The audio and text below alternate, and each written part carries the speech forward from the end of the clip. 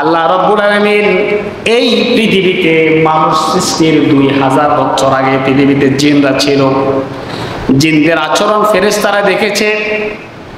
জিনদের আচরণের উপরে ভিত্তি করে জিনেরা পৃথিবীতে দাঙ্গামা হাঙ্গামা ঘটিয়েছে, রক্তপাত ঘটিয়েছে, ফিতনা ফাসাদ সৃষ্টি করেছে।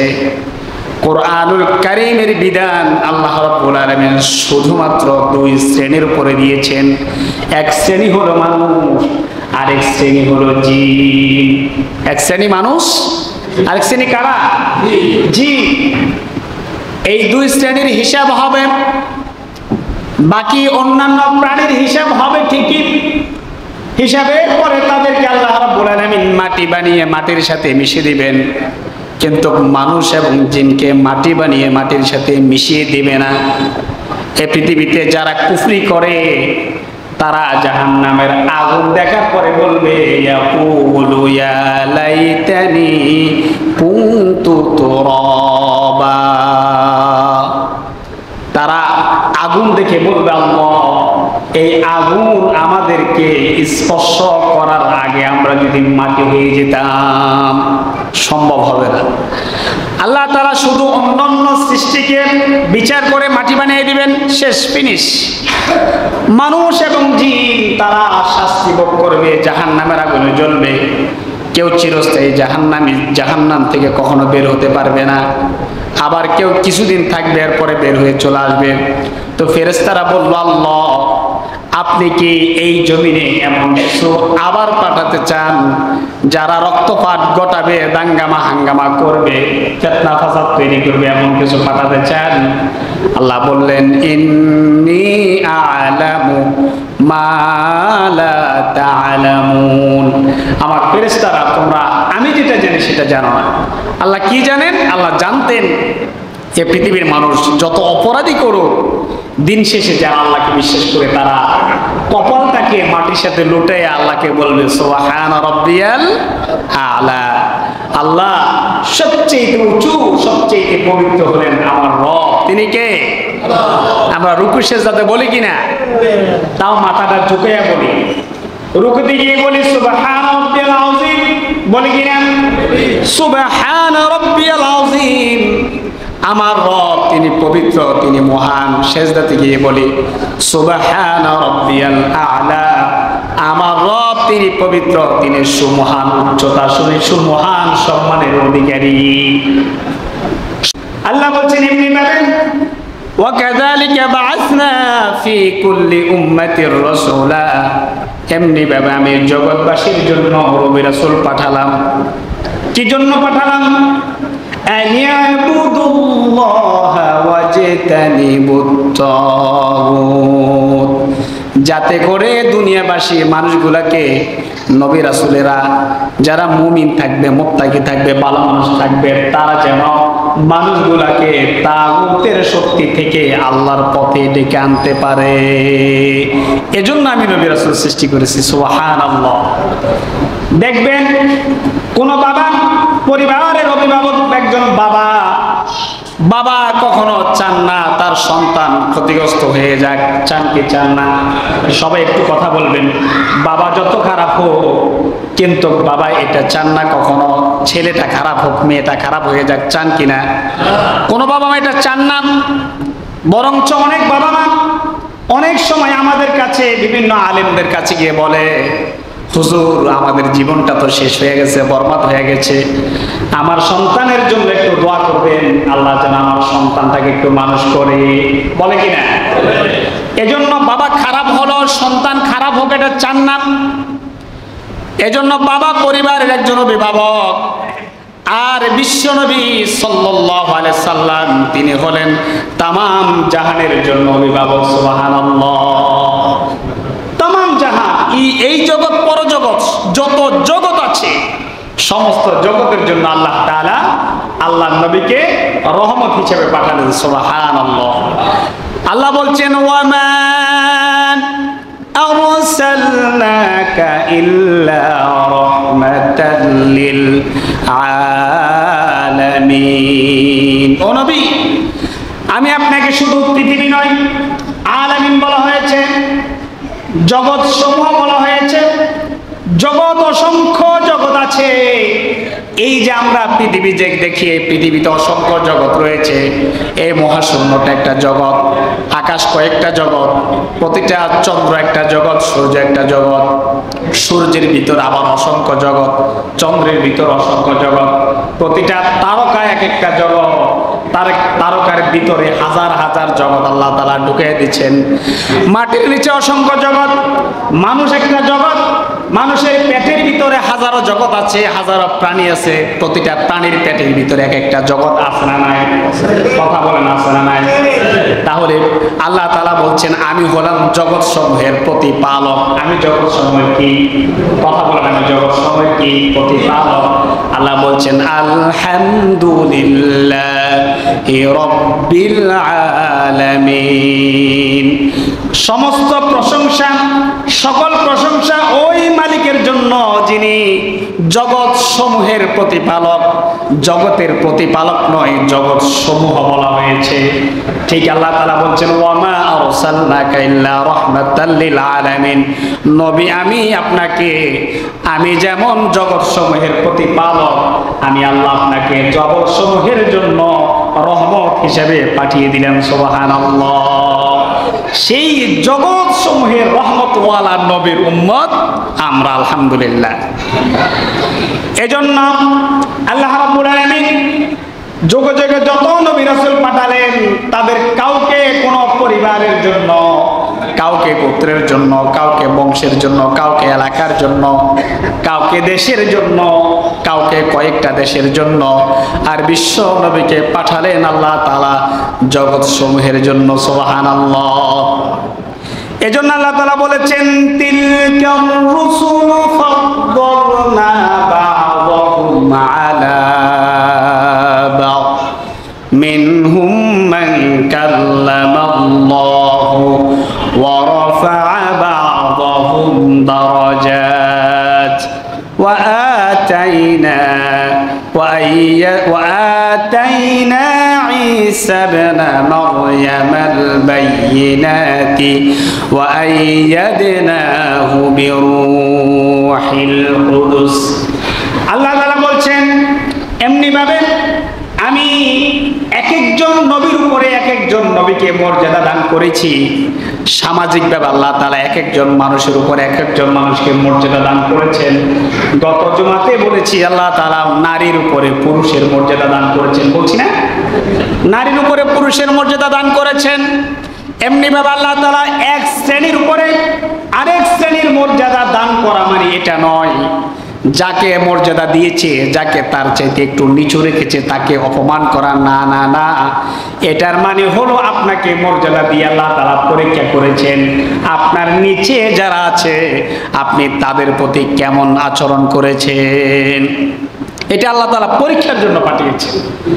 এজন্য প্রিয় ভাইয়েরা আমার, আল্লাহ তাআলা বলছেন আমি এক একজন নবীর উপরে এক একজন নবীকে মর্যাদা দান করেছি। কাউকে কথা বলার মাধ্যমে মর্যাদা দান করেছি। যেমন মূসা আলাইহিস সালাতু ওয়াস সালামকে আল্লাহ রাব্বুল আলামিন ওনার সাথে তুর পাহাড়ে কথা বলেছেন, কথা বলার মাধ্যমে আল্লাহ তাআলা মর্যাদা দান করেছেন। ঈসা আলাইহিস সালাতু ওয়াস সালামকে আল্লাহ রাব্বুল আলামিন নিদর্শন দান করেছেন। কিভাবে? উনি ওনার মায়ের পেট থেকে দুনিয়াতে আসলেন, ছোট শিশু, বাচ্চা মানুষ। আল্লাহ তাআলা ওনার মাকে সবাই বলতেছেন মারিয়াম তুমি এটা কি করলা? তুমি ব্যভিচারী নারী মারিয়াম, তোমার বাবা ভালো ছিল, মা ভালো ছিল, তুমি কিভাবে এই কাজ করলাম? মারিয়াম তো জানে মারিয়ামের সন্তান কিভাবে হয়েছে। মারিয়ামকে আল্লাহ তাআলা জিবরিলের মাধ্যমে বলে দিলেন মারিয়াম তোমাকে যদি তোমার সমাজের মানুষ কোনো কথা বলে তুমি বলবা, তুমি চুপ থাকবা, বলবা আমি রোজা রেখেছি। তুমি তোমার বাচ্চাটার দিকে ইশারা করে দিবা, বাচ্চা কথা বলবে। বাচ্চার দিকে যখন ইশারা করলো সবাই বলল পাগল হয়ে গেছো নাকি, এ তো একটা লেদা শিশু, ছোট মানুষ কিভাবে কথা বলবে? বাচ্চার দিকে ইশারা করলো, বাচ্চাকে সবাই বলল ও ছেলে, ও বাচ্চা তুমি কই থেকে এসেছ? ছেলে বলে দিল ইন্নী আবদুল্লাহ আতানিয়াল কিতাব ওয়া জাআলানি নাবিয়্যা। সুবহানাল্লাহ। তিনি বলেন ইন্নী আবদুল্লাহ, আমাকে আল্লাহ তাআলা কিতাব দান করবেন, ইনজিল দান করেছেন। কি দান করেছেন? ঈসা আলাইহিস সালাতু ওয়াস সালাম আল্লাহ তাআলা ইনজিল দান করেছেন। শুধু তাই নয়, ওয়া জাআলানি নাবিয়্যা, আমাকে রব্বে কারীম নবীদের অন্তর্ভুক্ত করে দিবেন। সুবহানাল্লাহ। ঈসা আলাইহিস সালাতু ওয়াস সালামকে আল্লাহ তাআলা ডাবল মর্যাদা দিয়েছেন। কিভাবে? প্রথম কথা হলো তিনি পৃথিবীর সেরা মানুষের একজন। সেরা কারা? সেরা হলো নবী রাসূলরা। পৃথিবীর মধ্যে সবচাইতে মর্যাদার অধিকারী হলেন নবী রাসূলগণ, এবং সবচাইতে সবার উপরে যার মর্যাদা তিনি হলেন আমাদের নবী সাল্লাল্লাহু আলাইহি সাল্লাম। তাহলে ওই লেভেলের একজন মানুষ ছিলেন ঈসা আলাইহিস সালাতু ওয়াস সালাম। এটা গেল প্রথম ক্যাটাগরি। দ্বিতীয় সম্মান হলো আল্লাহ তাআলা ওনাকে ইনজিল দান করেছেন। অনেক নবীকে আল্লাহ তাআলা ইনজিল দান, কোনো কিতাব দান করেন নাই। তৃতীয় সম্মান হলো অনেক নবী রাসূলরা আল্লাহর কাছে দোয়া করেছেন, আল্লাহ শেষ জামানায় এমন একজন নবী আসবেন যিনি तमाम দুনিয়ার মানুষের নেতৃত্ব দান করবেন, আমাদেরকে ওনার উম্মত বানান। আল্লাহ তাআলা কারো দোয়া কবুল করেন নাই, কিন্তু একজন নবীর দোয়া আল্লাহ তাআলা কবুল করেছেন, যিনি হলেন ঈসা আলাইহিস সালাম। সুবহানাল্লাহ। তাহলে একজন নবী এই নবীর উম্মতের জন্য দোয়া করেছেন, কবুল হয়েছেন, সবাই করেছেন, একজনের দোয়া করেছেন। আর আল্লাহ তাআলা আমাদেরকে দোয়া সারা উম্মত বানাই দিয়েছে। আমরা কত বড় ভাগ্যবান। সুবহানাল্লাহ। আমাদের খবর আছে আমরা কই আছি? খবর আছে। অথচ আমার সামনে সেই নবীর ব্যাপারে অপমানজনক কথা যখন কেউ বলে, তখন আমার গা জ্বলে না, আমার শরীরের লোম দাঁড়িয়ে যায় না, আমার রক্ত গরম হয় না। কেউ যদি প্রতিবাদ করে, বলে এতে এমনি একটু গরম মানুষ, মেজাজ গরম বেশি। রাসূলের অপমান যদি কারোর সামনে করা হয়, তার শরীর যদি প্রকম্পিত না হয়, তার ভিতরে ঈমান আছে কিনা সন্দেহ আছে। কারণ আল্লাহ রাসূল বলেছেন, ততক্ষণ পর্যন্ত তোমরা মুমিন হতে পারবা না যতক্ষণ তোমার মা বাবা ছেলে মেয়ে এমনকি তামাম দুনিয়ার সমস্ত মানুষের চাইতে আমি নবীর প্রতি তোমার অন্তরে ভালোবাসা বেশি না হবে। সুবহানাল্লাহ। ওমর ইবনুল খাত্তাব রাদিয়াল্লাহু তাআলা আনহু তিনি একদিন বলতেছেন, ইয়া রাসূলুল্লাহ, আমি আমার নিজের জীবনের চাইতে দুনিয়াতে যা আছে সবচেয়ে বেশি আপনাকে ভালোবাসি। বলতেছেন, না ওমর, তুমি এখনো পরিপূর্ণ মুমিন হও নাই। হাদিস।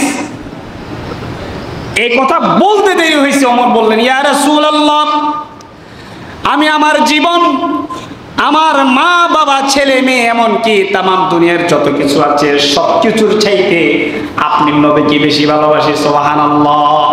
আল্লাহ রাসূল বললেন, ওমর, এইমাত্র তুমি পরিপূর্ণ মুমিন হলা।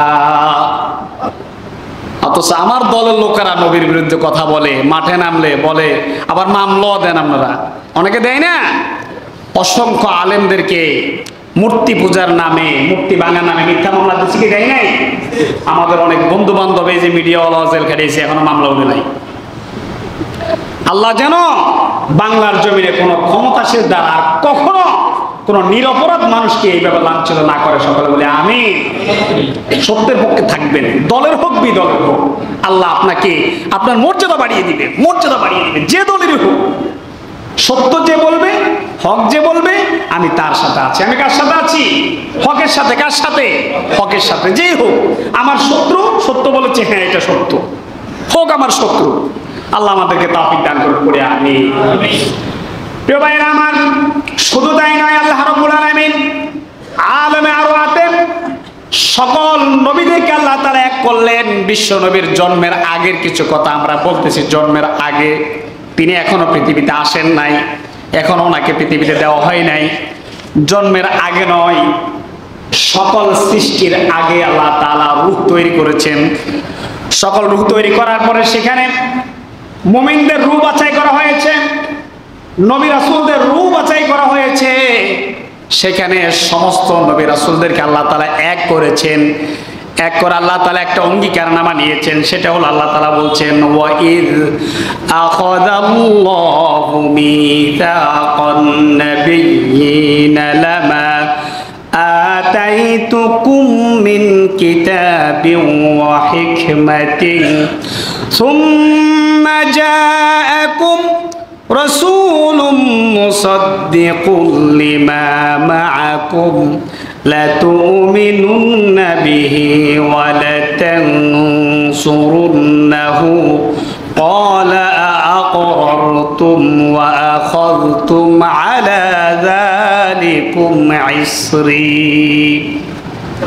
আল্লাহ বলছেন ওই কথা স্মরণ করুন। ওই কথা বলতে কোন কথা? আলমে আরোহের কথা। যখন আমরা সেখানে ছিলাম সেটা আল্লাহ তাআলা আমাদেরকে একটু স্মরণ করে দিচ্ছে। আল্লাহ তাআলা নবী রাসূলদের থেকে সেখানে অঙ্গীকার নিয়েছেন। কি অঙ্গীকার নিয়েছেন? আল্লাহ বলছেন, ও নবী রাসূলেরা, আমি তোমাদেরকে যে কিতাব দিয়েছি, যে হিকমা দান করেছি, যে ইলম দান করেছি, তোমাদের কিতাবকে, তোমাদের হিকমাকে সত্যায়ন করার জন্য একজন নবী আমি রব্বে কারীম শেষ জামানায় পাঠাবো, যিনি তোমাদের জন্য স্বীকারোক্তি দিবেন, যিনি বলবেন। আমরা পড়ি না কোরআনুল কারীমের শুরুতে আমরা বলি, ওয়াল্লাযীনা ইউমিনুনা বিমা উনজিলা ইলাইকা ওয়া মা উনজিলা মিন ক্বাবলিক। এটা কোরআন সত্যায়ন করেছে। কাদেরকে সত্যায়ন করেছে? অন্যান্য ধর্মীয় মানুষগুলো আমাদের কিতাব বিশ্বাস করে না, নিজের মতো করে বানিয়ে ছড়িয়ে নিজেদের কিতাবটাকে নিজেরা আমল করে। কিন্তু আমাদের কিতাব বলতেছে, কোরআন বলতেছে, শুধু কোরআনের উপর ঈমান আনলে তুমি মুমিন হবা না। কি করা লাগবে? ওয়া মা উনজিলা মিন ক্বাবলিক, তোমাদের কোরআনের আগে আল্লাহ রাব্বুল আলামিন যে কিতাবগুলো অবতীর্ণ করেছেন তোমরা সেগুলোর উপরে ঈমান আনা লাগবে, তাহলে তোমরা মুমিন হবা। সুবহানাল্লাহ। এজন্য আল্লাহ তাআলা বলছেন, ওই নবী তোমাদের উপরে যে কিতাবগুলো অবতীর্ণ হয়েছে এগুলোর প্রতি সত্যায়ন করবেন। ও নবীরা, তোমরা আমাকে বলো, যখন সেই নবী যাবেন তোমরা ওই নবীকে সাহায্য করবা কিনা, এবং নবীকে তোমরা বিশ্বাস করবা কিনা, নবীর প্রতি নবীর বিধান মেনে নিবা কিনা। আল্লাহ তাআলা প্রশ্ন করেছেন, ক্বালা আ'আকরারতুম ওয়া আখাযতুম আলা যালিকুম ইসরি, আমি তোমাদেরকে যে বিষয় অঙ্গীকার করার জন্য বলেছি তোমরা সেটা গ্রহণ করলে কিনা, সেটার উপরে স্বীকারোক্তি দিলা কিনা। সব নবীর একসাথে বলেছেন, ক্বালু আকরারনা, আল্লাহ আমরা মেনে নিলাম। আল্লাহ তাআলা বলছেন, ক্বালা ফাশহাদু ওয়া আনা মাআকুম মিনাশ শাহিদিন, তোমরা যে মেনে নিছো এটার জন্য তোমরা সাক্ষী থাকো, আমি নিজেও তোমাদের সাথে সাক্ষী রইলাম। সুবহানাল্লাহ। শুধু তাই নয়, বিশ্বনবী মুহাম্মদ আরবী সাল্লাল্লাহু আলাইহি ওয়াসাল্লাম এই পৃথিবীতে আসবেন। আল্লাহ তাআলা আমাদের নবীর আগে যাকে আল্লাহ তাআলা এই পৃথিবীতে পাঠালেন, ঈসা আলাইহিস সালাতু ওয়াস সালাম, তিনি বনি ইসরাইলকে বললেন, একটা কথা বললেন, ঘোষণা দিলেন, সর্বশেষ এলান। নবীদের মধ্যে সর্বশেষ এলান তিনি দিলেন। কি এলান দিলেন? وَإِذْ قَالَ عِيسَى ابْنُ مَرْيَمَ يَا بَنِي إِسْرَائِيلَ إِنِّي رَسُولُ اللَّهِ إِلَيْكُمْ مُصَدِّقًا لِمَا بَيْنَ يَدَيَّ مِنَ التَّوْرَاةِ। ঈসা ইবনে মারইয়াম তিনি বলতেছেন, ও বনী ইসরাইলের লোকেরা তোমরা শোনো। কি শুনবেন? ইন্নী রাসূলুল্লাহি ইলাইকুম, আমি হলাম তোমাদের জন্য রাসূল, আর আমি হলাম মুসাদ্দিকাল লিমা বাইনা ইয়াদাইয়া মিনাত তাওরাত। আমি আসার আগে তোমরা যে তাওরাতের উপর আমল করেছ, যে তাওরাত তোমরা মেনে চলেছ, আমি সেই তাওরাতের সত্যায়নকারী। অর্থাৎ একজন নবীর আগে যিনি আছেন ওই নবী এসে ওই আগের নবী যে সত্য ছিলেন তিনি আগে ওইটাকে সত্যায়ন করেন। এরপরে উনি ওনার দায়িত্ব পালন করা শুরু করে দেন। দেখেন না, আমাদের দেশে যেই থাকুক, আগে যারা ক্ষমতায় ছিল, ভালো হোক খারাপ হোক, আগে তাদের মাধ্যমে শপথ করে কি জায়গা মতন বসা লাগে না? কথা বলা না লাগে কিনা? তাদের ক্ষমতার মাধ্যমে কি হয়, তাদের ক্ষমতা তারা পরবর্তী যারা আছে তাদের উপর হস্তান্তর করে। তারা আগে যারা ছিল তাদের থেকে শপথ নিয়ে বসতে হয়। এজন্য নবী রাসূলরা আগে যারা ছিলেন আগে ওনাদেরটা বলেন যে আমার আগে যিনি ছিলেন উনি সত্য। আমাদের দুনিয়াটা কিছুটা উল্টাপাল্টা হয়ে যেতে পারে, কিন্তু নবী রাসূলরা কি হতে পারে না? কথা বলা না, উল্টাপাল্টা হতে পারে না। এই কোরআন যখন আসলো দুনিয়াতে, তখন কাফেররা বলতে শুরু করলো, আরে এটা তো কবি মনে হয়, মোহাম্মদ মনে হয় কবি হয়ে গেছে, এটা তো কবিতার মতো পড়া শুরু করছে। যেহেতু কোরআন, যেহেতু পৃথিবীতে কোরআনের চাইতে ছন্দ শৈলী এত সুন্দর আর কোনো কিতাবে নাই, কোনো বইয়ের মধ্যে নাই। কোরআনের সবচেয়ে সুন্দর ছন্দ কৌশল হলো কোরআনুল কারীমের ভিতরে, সুবহানাল্লাহ। এর চাইতে সুন্দর পৃথিবীতে আর কোনো পৃথিবীতে দেখবেন যে ওই যে হিন্দুরা কি গীতানি বলে, যে গীতা পড়ে, বাইবেল পড়ে, খ্রিস্টানরা অন্যান্য ধর্মীয় গ্রন্থ যারা পড়ে, মনে হয় যেন তারা যখন পড়ে মনে হয় যেন ও নিজেও পারে না। কি বলেন, ঠিক না? পারে। কিন্তু আমাদের কোরআন যখন তেলাওয়াত করে শুধু শুনতেই মন চাই, শুনতেই মন চাই, সুবহানাল্লাহ। গতকালকে পুরো বাংলাদেশে একটা প্রতিযোগিতা হয়েছে, আপনারা জানেন তো নাকি? আপনাদের সেন্ট্রাল বাজার, হ্যাঁ, মার্কাজুল হুফাজ মাদ্রাসার একটা ছেলে ইয়াসিন সম্ভবত না, ওই ছেলেটা পুরো বাংলাদেশের মধ্যে 5 নাম্বার হয়েছে। আলহামদুলিল্লাহ বলবেন না, বলা লাগে কেন? 5 নাম্বার আপনাদের সেন্ট্রাল বাজার। তা আপনারা কত ভাগ্যবান, পুরা বাংলাদেশের মধ্যে একটা ছেলে, সেন্টার বাজারে দ্বীপের একটা ছেলে পুরা বাংলাদেশে 5 নাম্বার হওয়া স্বাভাবিক কথা? কথা বলেন না, স্বাভাবিক কথা? কালকে তার পুরস্কার বিতরণ নিয়ে আছে। আমি ভাবছি না এখানে যদি আরাম হয়, এখন আমার চাপ দিচ্ছে না, আমরা গাড়া যাইতে হইব। আমার মাদ্রাসায় কালকে আমার অভিভাবক সবাই বিকেল বেলা, তা আমি ইনশাল্লাহ যাওয়ার নিয়ত করছি। আপনারা ইনশাল্লাহ যাওয়ার নিয়ত করবেন তো? ইনশাআল্লাহ। কথাই আসছে, এই জন্য একটু বলে দিলাম। তো যেটা বললাম প্রিয় ভাইয়েরা আমার, ঈসা আলাইহিস সালাম তিনি বললেন, আমি হলাম তোমাদের সামনে যে কিতাব ছিল সেটার সত্যায়নকারী। আরেকটা কথা শোনো, সেটা হলো ওয়া মুবাশশিরান বিরাসূলিন ইয়াতি মিন বা'দি ইসমুহু আহমদ। আরেকটা কথা হলো, আমি তোমাদেরকে এমন একজন নবীর সুসংবাদ দিচ্ছি, ওয়া মুবাশশিরান বিরাসূলিন ইয়াতি মিন বা'দি ইসমুহু, যিনি আমার পরে আসবেন এই পৃথিবীতে, ইসমুহু আহমদ, যার নাম হবে আহমদ। বিশ্বনবী সাল্লাল্লাহু আলাইহি সাল্লামের জন্মের সময় আল্লাহ রাব্বুল আলামিন গায়বীভাবে তার মাকে শুনিয়ে দিলেন, ও আমেনা, তুমি তোমার সন্তানের নাম রাখবা মুহাম্মদ। সুবহানাল্লাহ। আহমদ, মুহাম্মদ অর্থ হলো কি? প্রশংসিত। সুবহানাল্লাহ। সর্বোচ্চ সম্মান, প্রশংসার অধিকারী। সুবহানাল্লাহ।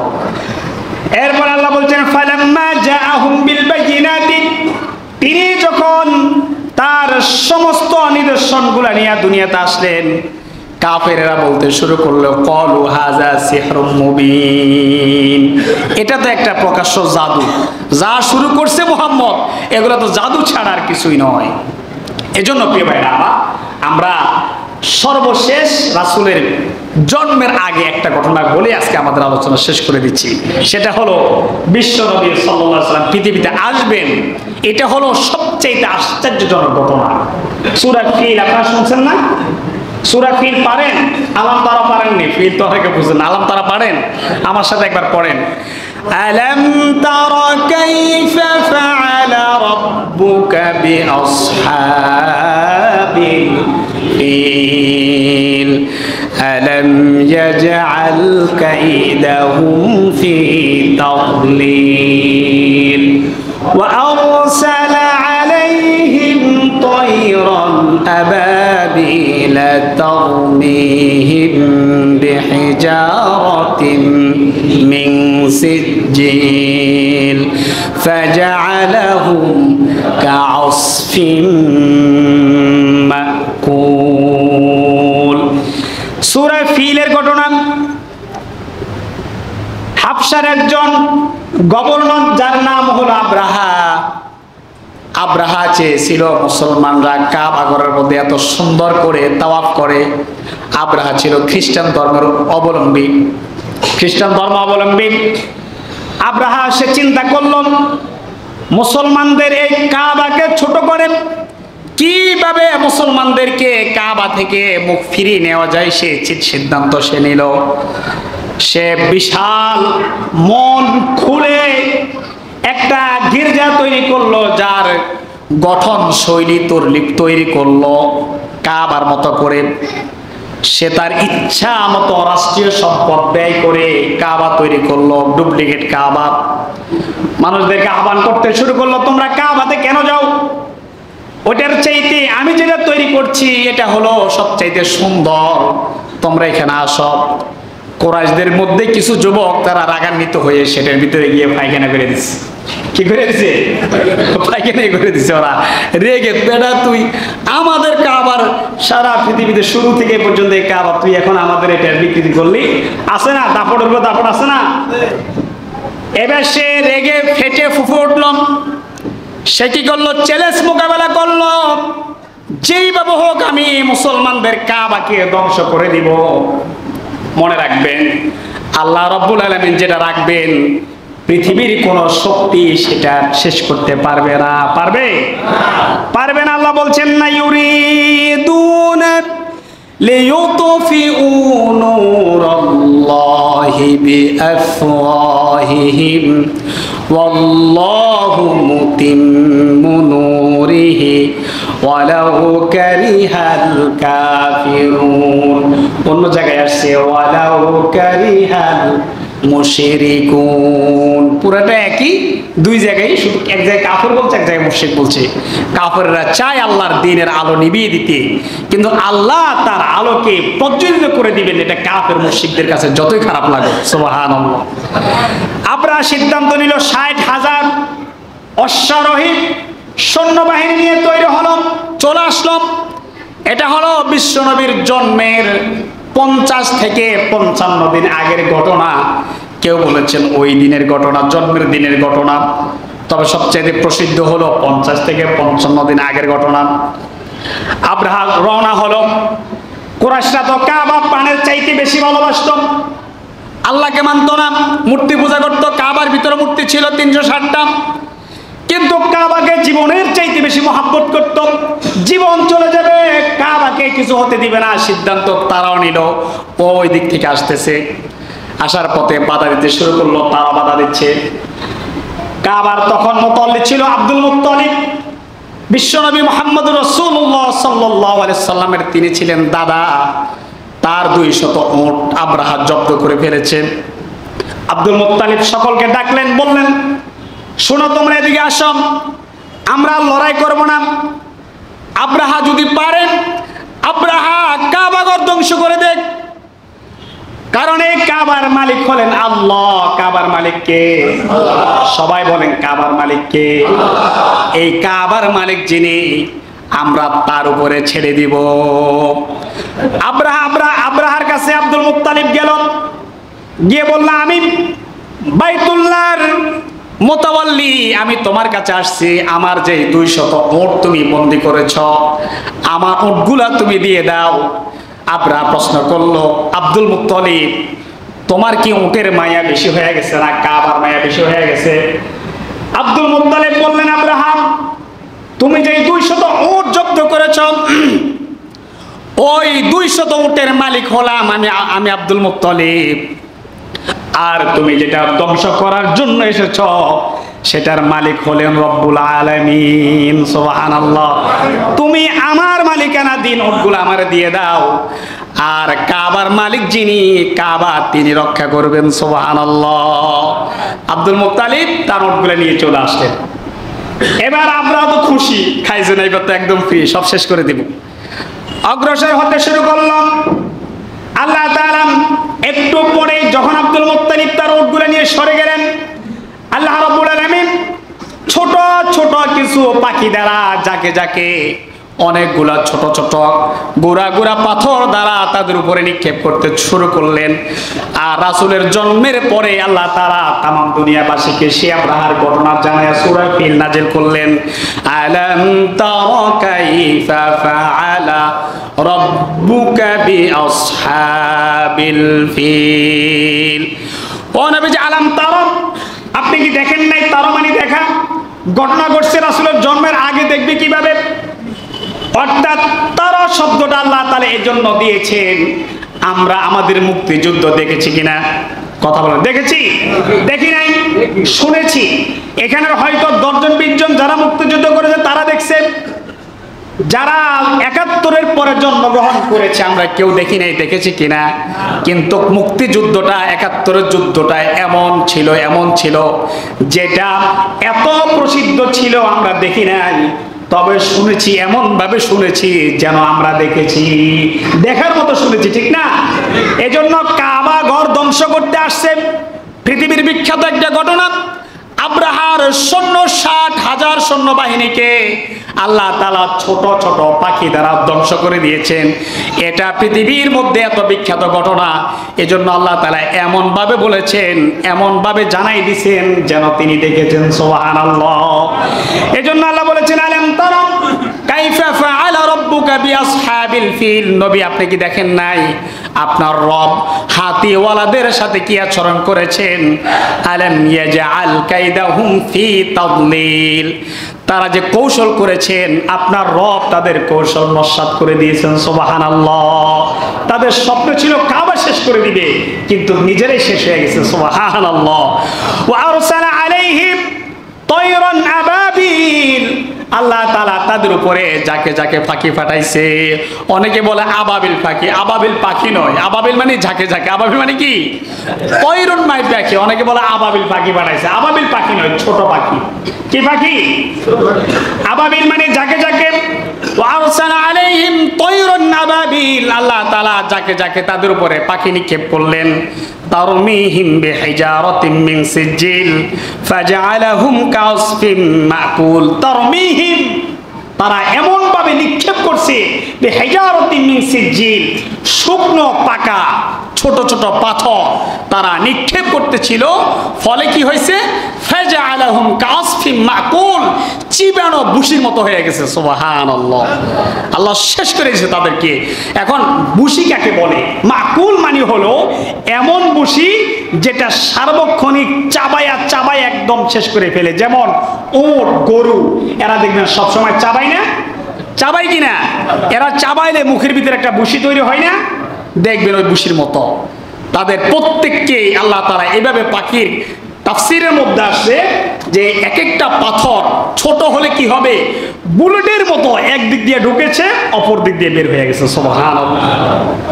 অতএব পৃথিবীতে যারাই ইসলামকে শেষ করতে চাইবে, ইসলামের আলোকে নিভিয়ে দিতে চাইবে, তারা টিকতে পারবে না। তারা কি করতে পারবে না? এটা রবের চ্যালেঞ্জ। কার চ্যালেঞ্জ? এটা আমার কথা নয়, আপনার কথাও নয়। কার কথা? আপনাকে আমাকে যিনি সৃষ্টি করেছেন, কার কথা? আল্লাহর কথা, ওই সৃষ্টিকর্তার কথা। এজন্য এই পৃথিবীতে আমরা বড় অহংকারী করে চলবো না। ওয়ালা তামশি ফিল আরদি মারহা। এজন্য অহংকার করব না।